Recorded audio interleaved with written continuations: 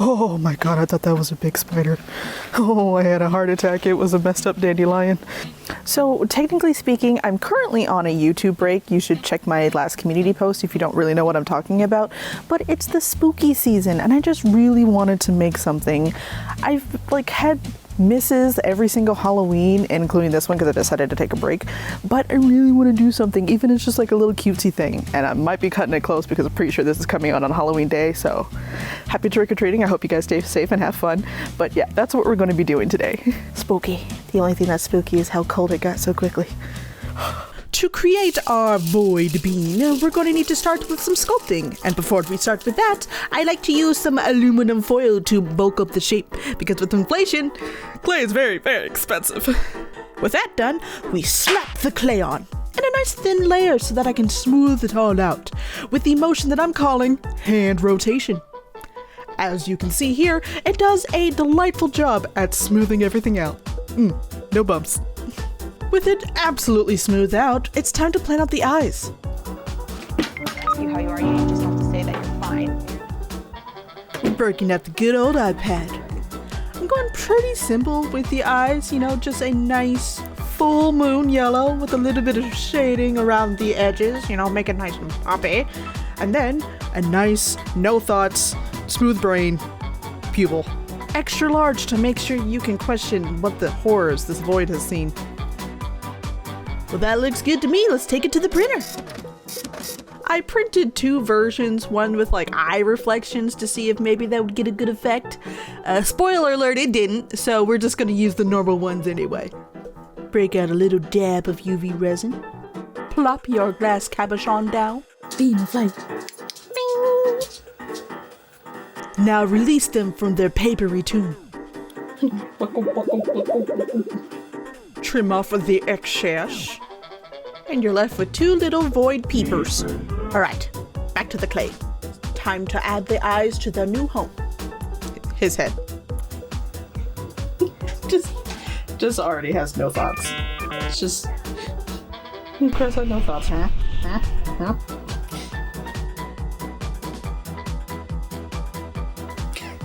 I'm already making all the cat buzzing just... And it's just me randomly waving this around, but in my head I'm like, it's a cat already with little void eyes. Now, it was a little bit after that moment where things started getting a little weird. The sculpture was kind of taking a funky turn, and you always trust the process, maybe it'll fix itself and I'll get through the second wind of it not looking ugly, but sometimes it just gets worse and worse and...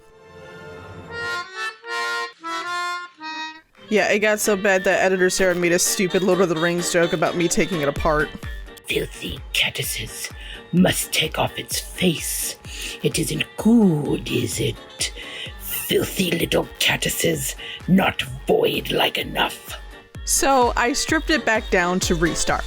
And if you're looking at this, you're like, huh, Karen, that looks exactly the same. It doesn't.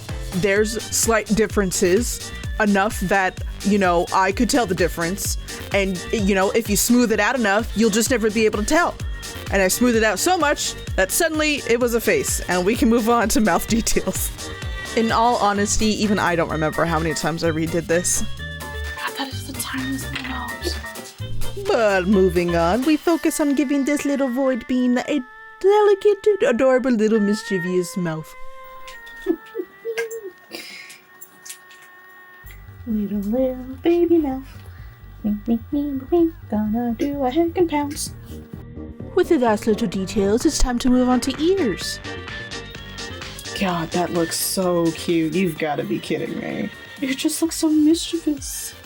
You only got one ear on and I'm already like, eep. Legends tell of a girl who sat for an hour and micro-adjusted every little which way the ears could be placed. But it's just a legend, and it only took 45 minutes, so it's not me. We keep the little toe beans nice and small for such a delicate little bean such as himself. Yes, quite delicate, quite dainty. All the better to knock glasses off the table with. And here is the bean all baked. A baked bean! Of course, it had to go spooky on me and make a little crack down the face, but it's fine, because you won't even be able to tell once I fur it. But now, it's time to move on to ASMR armature time.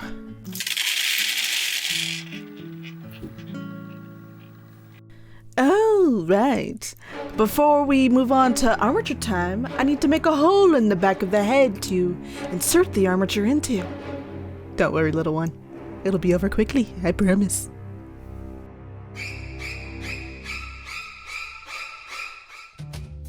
See? It's all fine. Father, help! It's way too early for this.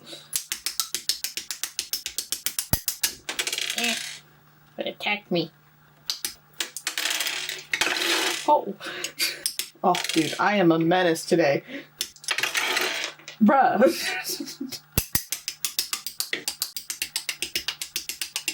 Foot. Foot. Foot. Foot. That was way more of a struggle than I'd like to admit, but now it's time to move on to quilt batting. I mean, attach the head. I totally know the steps that I take. Okay, now it's quilt batting time. To start, we cut many strips out of the long sheet of quilt batting.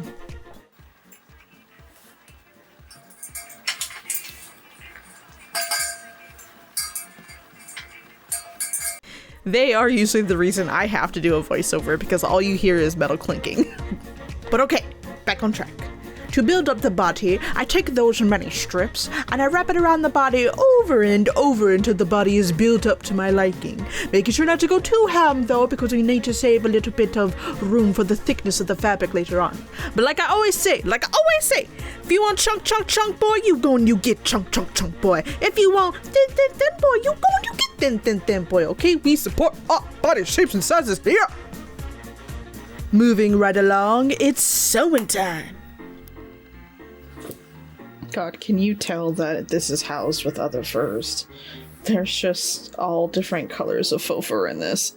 The time has come to cut out the jankiest fur vest type shape tube. Oh, I'm really not good at explaining sewing, guys. I make a joke that I never know what I'm doing. I do know what I'm doing. Do I know how to use words to explain what I'm doing? No. So do I just ramble this whole time to continue on the video? Yes. I've run out of words now. Poop. But basically, sew random shapes together until it works. Look, I found more words. Okay, I've used them all up now. Stop it. Get some help.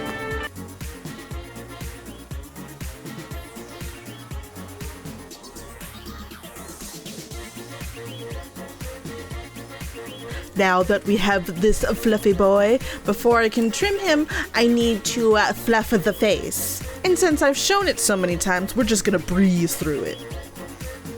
Step 1, base coat the face. Step 2, glue oddly shaped pieces of fur onto the face. Step 3, sprinkle the ashes of your enemies to finish it off.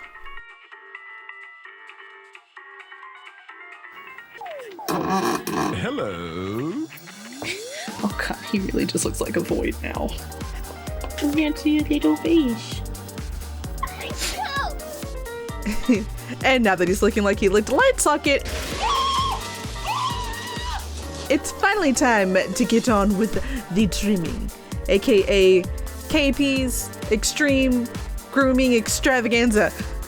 First step in this wild ride is to get all the bulk fur off with the pet shaver, because it trims everything smoothly and evenly, and it is an amazing tool in my arsenal. He is bang. On the face, Mom.